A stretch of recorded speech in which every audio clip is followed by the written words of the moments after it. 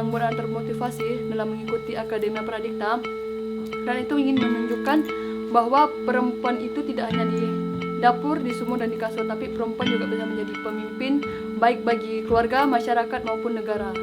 Setelah mengikuti Pradikta, saya berpikir untuk masyarakat sekitar saya, lingkungan saya, dan bertekad untuk bisa berbuat bagi masyarakat di sekitar, terutama untuk di desa saya.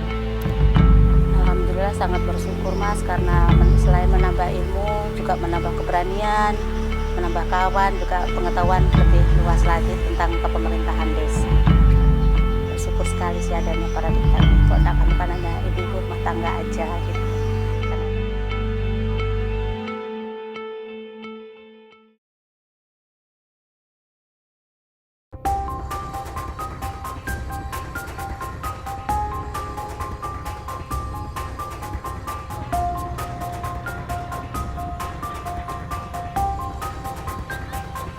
Dulu kayaknya fokus sama dirinya saja gitu, sekarang jadi lebih tahu bahwa perempuan sebagai warga masyarakat kita juga harus memperhatikan hal yang lainnya.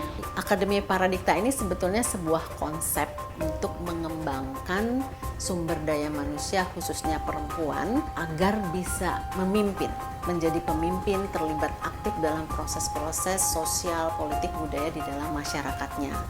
Dan kita berharap Akademi Pradikta juga menjadi arena bagi perempuan-perempuan desa untuk berbagi dan mengembangkan kapasitas kepemimpinannya mulai dari tingkat lokal hingga ke tingkat global.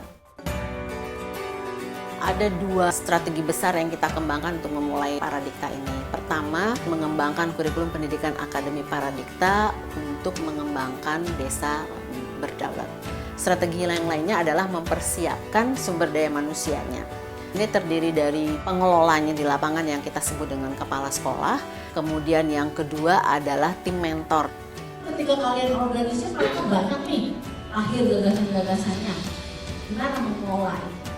Setelah modul dan kurikulum dikembangkan, kemudian sumber daya manusianya teridentifikasi, diadakan pelatihan di tingkat nasional. Pelatihan ini mempersiapkan tim pengelola yang terdiri dari kepala sekolah dan mentor untuk bisa melaksanakan modul-modul dan kurikulum yang dikembangkan pada proses pendidikan di wilayahnya masing-masing.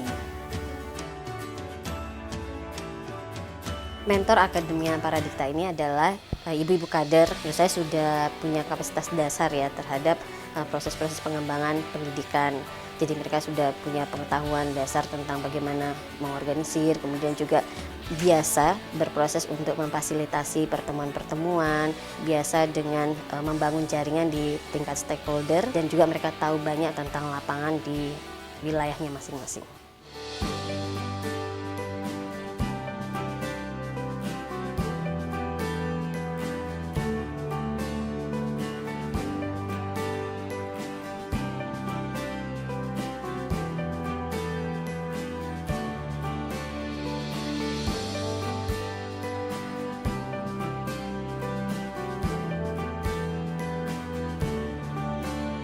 Jangan ibu menganggap saya berdiri di depan, ibu kira saya guru. Bukan Bu, kita sama-sama belajar di sini.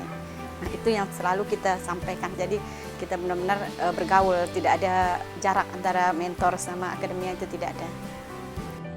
Suasana belajarnya sangat nyaman karena di sini selain teori, kita ada juga simulasi dan ada praktek lapangan. Sangat mudah diserap oleh kita ibu-ibu.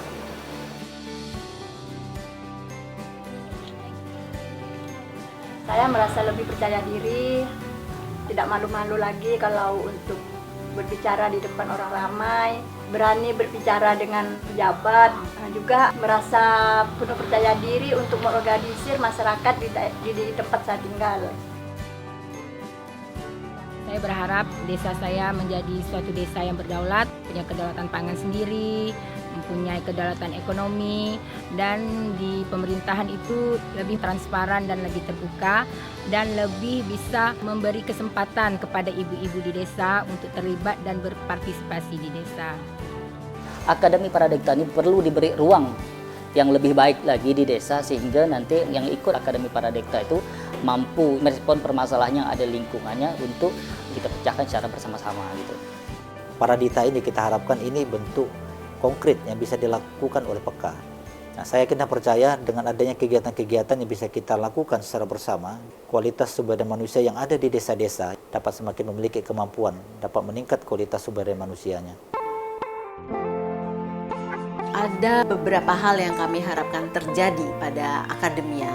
Yang paling penting adalah berubahnya pola pikir, cara pandang, dan keyakinan diri si perempuan ini terhadap peran dia sebagai warga desa, sebagai warga negara, sebagai perempuan yang punya hak dan kewajiban untuk membangun desanya sebagaimana warga negara lainnya.